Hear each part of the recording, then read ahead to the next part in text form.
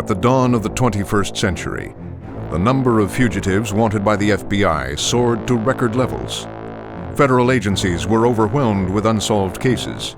Fugitives became more dangerous and unpredictable, and the top 10 most wanted were increasingly linked to terrorism. This emergence of worldwide terror networks caused unprecedented casualties abroad and at home. To deal with this crisis, Congress orders the creation of CIPHER, the Criminal Interdiction and Fugitive Recovery Task Force. Hosted by the State Department, CIPHER's primary objective is to hunt down the world's most elusive and dangerous fugitives and bring them in alive.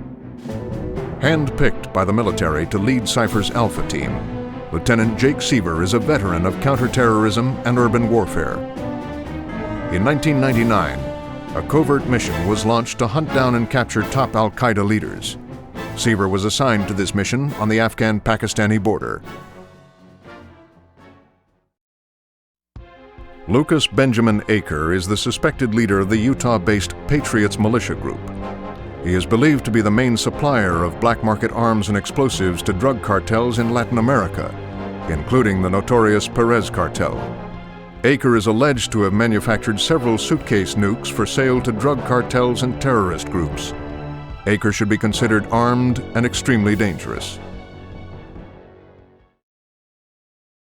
Dr. Al-Nur is the special weapons expert of the al-Qaeda terrorist organization. He is personally responsible for training hundreds of bomb makers at a training camp in Afghanistan. Al-Nur is educated in nuclear physics and is alleged to have purchased several suitcase nuclear devices for al-Qaeda. Proceed with extreme caution. Amand Aziz is the right-hand man to Osama Bin Laden, head of the terrorist group al-Qaeda. Aziz is responsible for delivering Bin Laden's orders to terrorist cell planners throughout the world. Aziz keeps his contacts secret, and his capture could provide crucial information as to the whereabouts of al-Qaeda terror cells. Aziz should be considered armed and dangerous.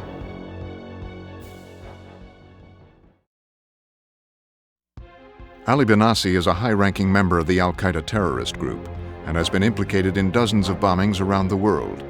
He's suspected to be operating an underground terrorist cell somewhere in Paris. He was educated in Hamburg and is fluent in French, German, English, and Arabic. He should be considered armed and dangerous. Osama bin Laden is the known leader and highest-ranking member of the al-Qaeda terrorist organization. He is responsible for the funding, planning, and operation of the group, which has terror cells in over 50 countries. Bin Laden travels with an army of elite terrorist soldiers and should be considered armed and extremely dangerous. Abdullah Bin Yasin is the known leader and highest-ranking member of the Al-Saif terrorist organization. He is responsible for the funding, planning, and operation of the group, which has terror cells in over 50 countries. Bin Yasin travels with an army of elite terrorist soldiers and should be considered armed and extremely dangerous. Hostinec Drobek is alleged to have used securities fraud and money laundering to funnel millions of dollars to known terrorist groups, including al-Qaeda. Drobek is trained in martial arts and should be considered extremely dangerous. Charles Marcus has been linked to over 20 homicides in the western United States. Several of Marcus's victims were targets of the Patriots, a militia group which supplies weapons and explosives to criminal organizations. Marcus works primarily as a contract killer for the Patriots and was last seen in Thunder Rock, Utah. Marcus should be considered armed and dangerous. Eduardo Carlos Perez is the head of the Perez drug cartel based on a private island in the Caribbean. Perez uses his drug money to purchase black market weapons and high-grade explosives. He is believed to be the middleman between the Patriots' bomb-making operation in Utah and al-Qaeda terror cells in Paris. Perez is a frequent traveler to France and Spain. He's protected by an army of mercenary soldiers and should be considered extremely dangerous.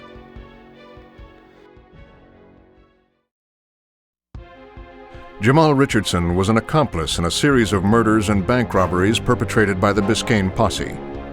Richardson held 2 hostages at gunpoint while they were executed by his partner, Casey Weber. Richardson should be considered armed and dangerous. Saddam Hussein needs no formal introduction.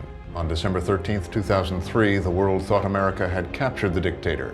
However, recent DNA testing proved a double was actually detained. With his crimes against humanity, Saddam is one of the most wanted fugitives in the world. Hussein is now believed to be hiding in a training camp just outside Jalalabad, Afghanistan. He is surrounded by an army of al-Qaeda loyalists and should be considered extremely dangerous. Casey Weber was the key figure in a series of violent bank robberies that resulted in the death of 2 security guards and 6 hostages. His gang, the Biscayne Posse, is heavily armed with handguns, shotguns, and grenades. Weber is a methamphetamine addict and should be considered armed and extremely dangerous.